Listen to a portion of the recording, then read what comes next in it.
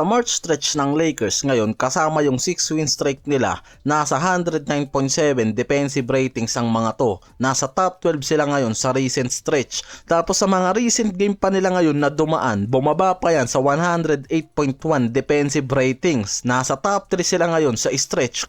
Compared naman sa dating ranking nila na nasa 20 team defensive ranking sa early season. Kaya habang papalapit ang playoffs, nagiging magandang sign to sa Lakers defensive ratings. At nagkakaroon sila ng big jump sa depensa at hindi nga lang daw to basta maliit na improvement lang. Si Marcus Smart ang isa sa nakikitang dahilan sa pagtaas ng defensive ratings ngayon ng Lakers kahit sa mga game nila kontra dito sa Wolves nung nakaraan. Si Smart yung naging stopper nitong si Edwards na gumawa lang ng 14 points, 2 of 15 na shooting na sobrang inefficient nga raw kasama yung 0 for 5 sa 3-point area lalo na kapag si Smart ang nakabantay. Si Edward ang pinakadominante kapag ang Lakers ang kalaban, nag-average siya ng 27 points per game at tinalo nila ang Lakers sa first round series nung nakaraang season.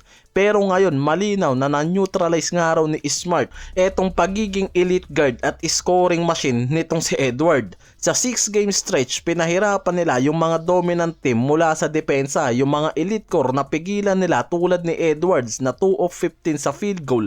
Si Kevin Durant halos ma-shutdown nila sa second half at may 20 turnover ang Rockets dyan. Samantalang si Jamal Murray naman nung nakatapat nila, bumagsak sa 1 of 14 yung shooting niyan sa game na talagang malinaw nga raw kung paano naging effective yung depensa ng Lakers ngayon lalo na sa late game at crucial moment para pigilan yung mga elite guard.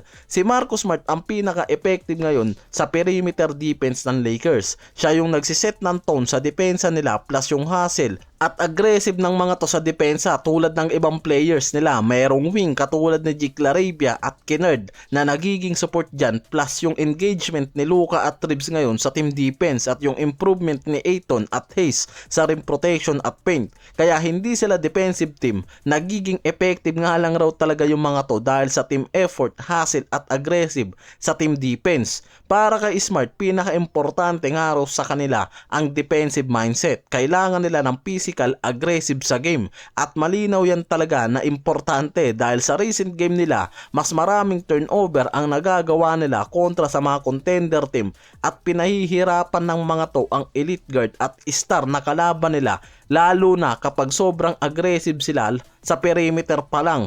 Kahit dikit ang laro, ang Lakers ang kumukontrol sa dulo. Sa close game nananalo sila dahil sa composure at aggressive na depensa. Mas physical sila sa game at matinding pressured ang ginagawa nila. May winning habits nga raw talaga ngayon ang Lakers na ginagawa at lalong tumataas ang improvement ng mga to. Hustle play, loose ball at clutch defense. Sa 56 games nila ngayon, si Smart nag-a-average ng 9.6 points, 2.8 rebounds, 2.8 assists, 1.4 steals sa 28.6 minutes sa game.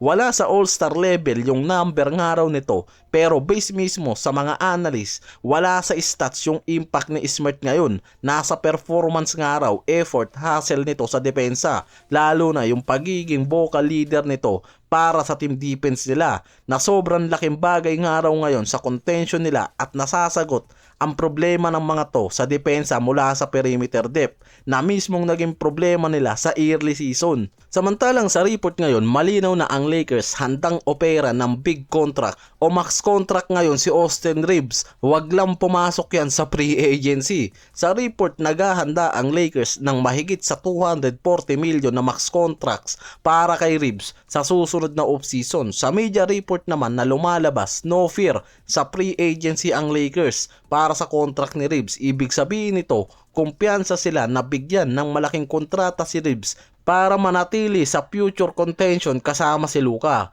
Kaya nilang tapatan ang kahit anong offer nga raw, mag-stay lang yan sa Lakers. Kung may 40 million plus year si Reeves na salary cap, tapos may malaking contract pa si Luka, mahihirapan nga raw ang Lakers na magbigay pa ulit ng max o near max kay LeBron. Kaya kakailanganin nga raw ulit talaga na mag-adjust si LeBron ng contract, pwedeng pay cut o shorter deal na lang para sa Lakers. Based sa mga insider, magiging unrestricted free agent si LeBron. Ang pinaka-option niya mag-stay sa Lakers nang may less money o smaller role o lumipat ng team o pwedeng magretiro na rin. Kaya yung malaking contract na pwedeng makuha ni Reeves, isa sa magiging malaking factor para sa desisyon ng Lakers sa contract ni LeBron. At kung magkakaroon si Reeves ng malaking contract nga raw next season, malaking salary cap rin ang papasok sa kanila ni Luka. Magiging limited ang Lakers sa salary cap at luxury tax, kaya mahihirapan pa rin sila na magdagdag ng ibang star o superstar sa market. Yung iba pinopoint pa na pwedeng hinahanda nga lang daw ng Lakers yung malaking contract ni Austin Reeves para ma-secure to at maghanda para sa big trade na pwedeng gawin nila dito kay Giannis sa susunod na season. Dahil ang pinakaplano talaga ng Lakers, bigyan si Luka ng superstar duo na talagang nasa championship level, at yan yung pinaplano nila.